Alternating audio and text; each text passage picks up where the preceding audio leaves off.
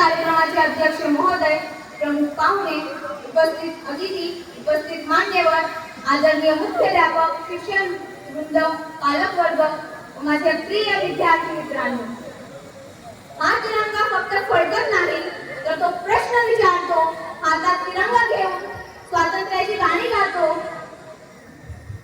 पण अन्याय समोर आला की आपणच का बसतो? शहीदांनी रक्त दिलं देशासाठी, आपण काय देतो? फक्त वर्षातून एकदा फेसबुक आणि व्हॉट्सअपवरील डीपी बदलतो.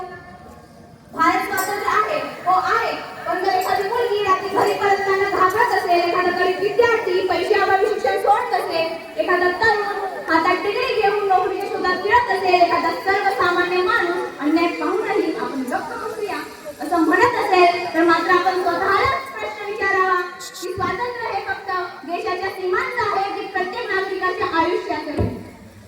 स्वातंत्र्य म्हणजे फक्त श्वास घेण्याचा अधिकार नाही, स्वातंत्र्य म्हणजे अन्यायाविरुद्ध आवाज उठवण्याची हिंमत. आज आपला देश इंग्रजांच्या गुलामगिरीतून मुक्त झाला, पण आज मात्र आपल्या देशात काही नवीनच गुलामगिरी निर्माण झाल्या आहेत. गरिबीची गुलामगिरी, अज्ञानाची गुलामगिरी, अंधश्रद्धेची गुलामगिरी, भ्रष्टाचाराची गुलामगिरी, जातीय द्वेषाची गुलामगिरी आणि सर्वात मोठी म्हणजे मला काय त्याचं या विचारांची गुलामगिरी.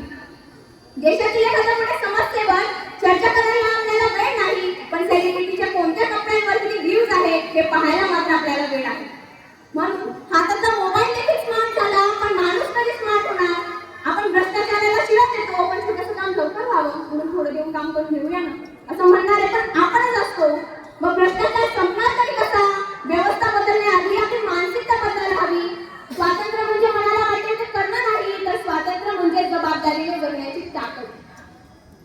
ए मेरे वतन के लोगों, जरा आंख में भर लो पानी, जो शहीद हुए हैं उनकी जरा याद करो कुर्बानी, जरा याद करो कुर्बानी. हे गाणं ऐकल्यानंतर आपण भावुक होतो ना, मात्र आज आपण आपल्या देशासाठी काय करतो? देशासाठी मरायला प्रत्येकाला संधी मिळत नाही, पण देशासाठी जगायला मात्र प्रत्येकाला संधी मिळते. आज इथे उपस्थित असलेला प्रत्येक तरुण जर म्हणाला माझ्यामुळे काही फरक पडणार नाही, तर बदल हा कधी घडणार नाही. पण जर इथे उपस्थित असलेला प्रत्येक तरुण म्हणाला बदलाची सुरुवात ही माझ्यापासूनच, तर मात्र भारत बदलल्याशिवाय राहणार नाही, भारत बदलल्याशिवाय राहणार नाही. भारत स्वतंत्र आहे ना? हो, नक्कीच आहे. पण माझ्या मनात प्रश्न निर्माण होतो, ज्या देशातील विद्यार्थ्यांच्या हातात पुस्तकं दिसायला हवी त्या हातात आंदोलनाची फलकं का दिसत आहेत?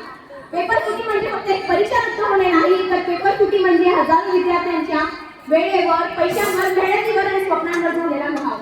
म्हणून विद्यार्थी रस्त्यावर उतरतात, ते आंदोलन करतात, कारण त्यांना गोंधळ नको आहे, त्यांना न्याय हवा आहे, त्यांना आरडाओरडा नको आहे, त्यांना त्यांच्या मेहनतीचा सन्मान हवा आहे.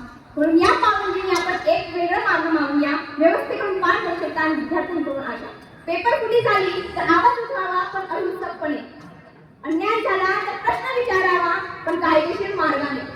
निराशा आली तर मदत मागा, पण स्वतःला संपवू नका, कारण देशाला तुमचा मृत्यू नको आहे, देशाला तुमचा आवाज हवा आहे. तू सारे जहां से प्यारी, मेरे भारत की बेटी है, सारे जहां में भाई, मेरे भारत की बेटी. मैं लड़की हूँ, कमजोर नहीं. I don't need a smaller dream, I need a bigger opportunity. मला दया नको, मला समान संधी हवी.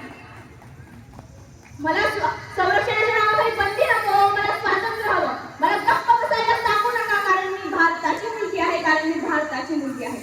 विद्यार्थी मित्रांनो, आज मी भाषण देऊन खाली उतरणार, तुम्ही टाळ्या वाजवाल, कदाचित माझं भाषणही संपेल, पण माझा प्रश्न हा संपणार नाही, कारण माझा प्रश्न आहे आपण पुढच्या पिढीला कोणता भारत देतो?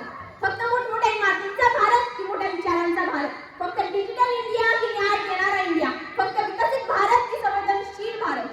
Because we are not just the future of India, we are the present of India. भारताचं भविष्य इथे उपस्थित असलेल्या प्रत्येक विद्यार्थ्याच्या हातात आहे. कारण आकाशात उंच भरारी घेण्यासाठी त्या छोट्याशा खिलालाही उंच उडावं लागतं आणि सुंदर धबधबा निर्माण करायला त्या पाण्यालाही खाली पडावं लागतं. भारताला फक्त स्वातंत्र्याची कहाणी सांगणारी तरुणाई नको, भारताला स्वप्न पाहणारी, संघर्ष करणारी आणि पुन्हा पुन्हा उभी राहणारी तरुणाई हवी.